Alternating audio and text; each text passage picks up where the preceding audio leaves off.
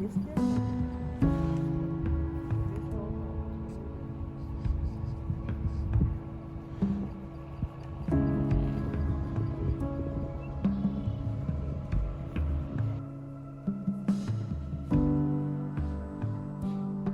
wanted to take some time to read a little speech just to explain to everyone the history behind our trips to the cemetery during Memorial Day weekend. In 2009, James Albert Stockton shared with his wife and 3 daughters that he wanted to learn more about his maternal family. He began researching. In 2010, his daughter Alice, who was named after his mother, had her first child, a daughter named Zoe. This expedited James's efforts to research his family history. He wanted his daughters and grandchildren to know about their heritage and ancestry. He tapped his oldest daughter, Shantae, to be his co-researcher. They worked together with other family members, gathering pictures, stories, historical documents, and artifacts to tell the history of his maternal family. In addition to researching, it bothered James that some of his family members did not have tombstones because the family members who buried them could not afford it. Most of his family was buried in New Crown Hill Cemetery.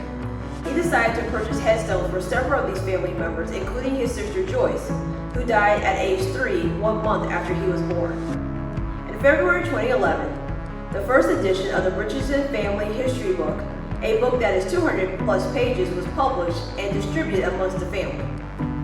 In that same month, his daughter Shantae gave birth to identical twin sons, Jeremiah and James.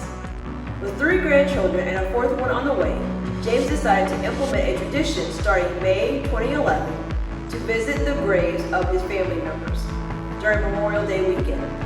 James was known for being extra organized. He made a book that listed the names and grave locations of all of his family members buried in New Crown Hill Cemetery. This book also included copies of their death certificates and brief biographical information. Additionally, he included a map and a route that would allow his family to easily visit all the graves. He purchased flowers to put on the graves and flags to put on the graves of family members who had served in the military. He also had a kit for the day that included a brush to clean the graves, a screwdriver to make holes for flowers if the person did not have a vase with their grave, water to stay hydrated, and a towel to wipe off sweat for hot days. He also gave his oldest daughter Shantae a duplicate copy of his Memorial Day guidebook to add his name to the book when the time came and to carry on the tradition. He had one request when this time came. Visit me, but don't linger. During one of the Memorial Day trips, he pointed to a person sitting by a grave. He said, "Don't do that. You have to keep on living." This year, 2021, is the first year when James is not here leading the trip, but his family is here to carry on the tradition. In closing, here's a poem that was included at his funeral. Miss me, but let me go.